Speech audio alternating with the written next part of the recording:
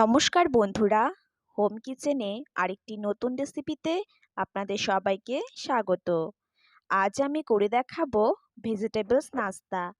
চলুন ভিডিওটি শুরু করা যাক। একটি পাত্রে অর্ধেক বাঁধাকপি কুচি করে কেটে নিয়েছি। বাঁধাকপির সঙ্গে আমি আরও অন্য ভেজিটেবলস নিয়ে নেব।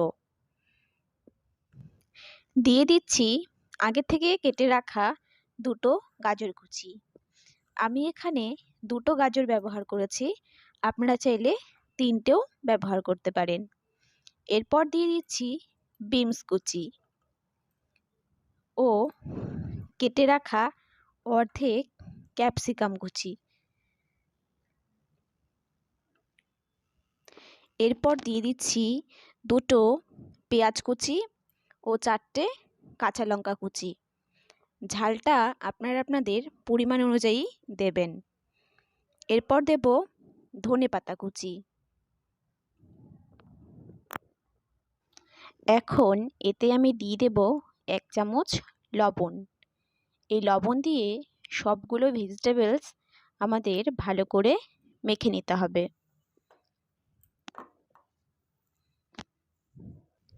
এরকম নিত্য নতুন রেসিপি পেতে আমাদের চ্যানেলটি সাবস্ক্রাইব করে আমাদের পাশে থাকুন।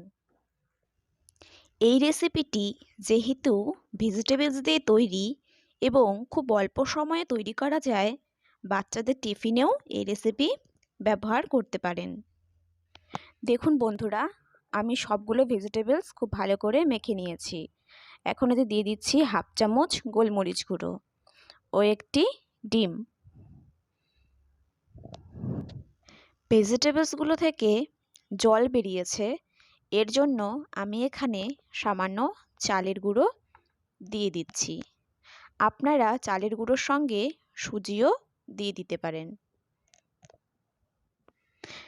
এখন এতে আমি দিয়ে দেব সামান্য পরিমাণ লবণ। যেহেতু ভেজিটেবলসগুলোকে আমি লবণ দিয়ে মেখে রেখেছি, তাই এখানে সামান্য লবণই ব্যবহার করলাম। এখন আমি সবগুলো উপকরণ ভালো করে মেখে নেব।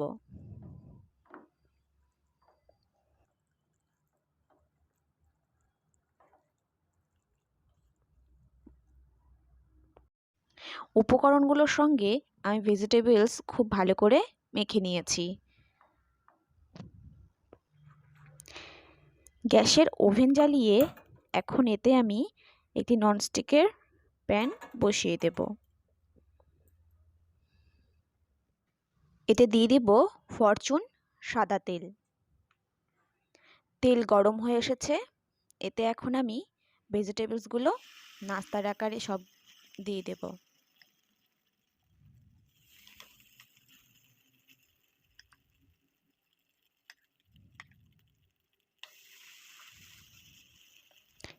এরকমভাবে আমি সবগুলো নাস্তা তৈরি করে নেব। যদি ভিডিওটি আপনাদের একটুও ভালো লেগে থাকে তাহলে লাইক করে দেবেন এবং রেসিপিটি কেমন লাগলো তা কমেন্ট বক্সে জানাতে একদম ভুলবেন না। ভিডিওটি বেশি বেশি করে বন্ধুদের সঙ্গে শেয়ার করে দিন। ধন্যবাদ।